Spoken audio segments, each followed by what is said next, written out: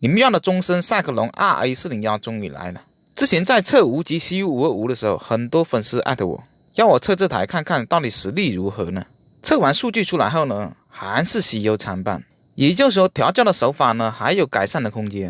终身401这台发动机呢，在1年半前我就测过，在仿赛上面，它的100公里加速时间是 5.6 秒，可是搭载在这台巡航车上面是 5.5 秒，还要快。工程师呢具体调了什么？把这台车的调整怎么样呢？还是先测数据，数据出来呢，再结合体感进行综合分析，得出来的结论呢会更加准确。401的排量最大马力呢45匹，9500转爆发，37的扭矩呢8000转爆发，而且还配的是全地形态，整备质量呢185公斤。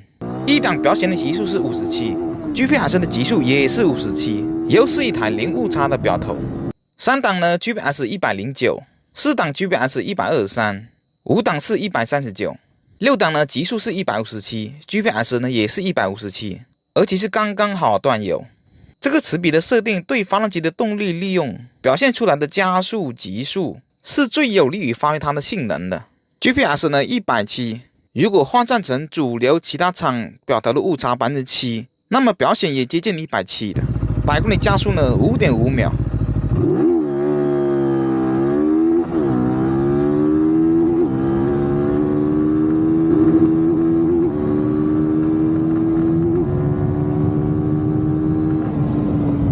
油箱呢是1/2的油，穿上全套的起云服呢67公斤，而之前测仿赛的时候是空油，穿的是便装60公斤，车更重，人也更重，油也更多，同场地同方向测出来的成绩要比仿赛快。 5.5 秒的成绩在我加速排行榜中排名第87位。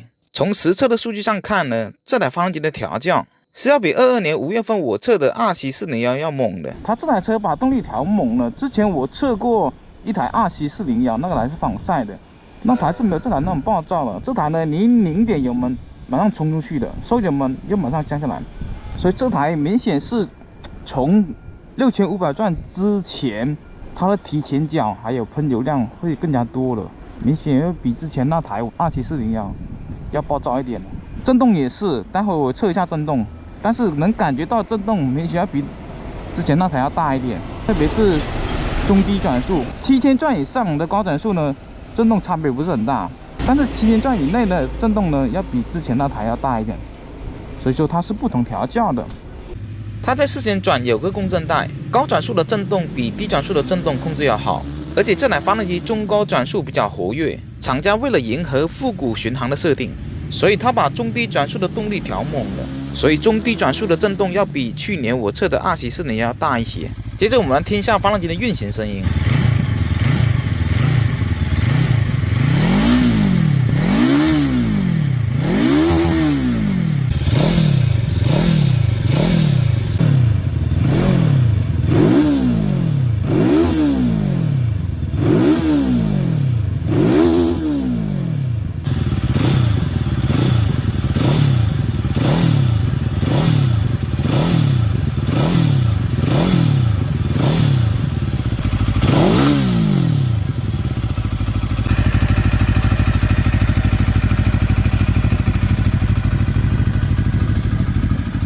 发动机动力调猛之后呢，油耗会不会变大呢？结果数据出来呢，还是有点让人失望。这台车我同样测的是油耗的下限，尽可能以省油的方式去开，最终跑了133.4公里，平均速度是51公里，基本上以55到60的速度匀速巡航。测其他车的下限油耗也是这样，最终加了 4.447 升，它就满了，油面和出发前的一致。而仪表显示的平均油耗是 3.2 升。而我们算出来的油耗是 3.35 升，误差 0.15 升，这个还是可以接受的。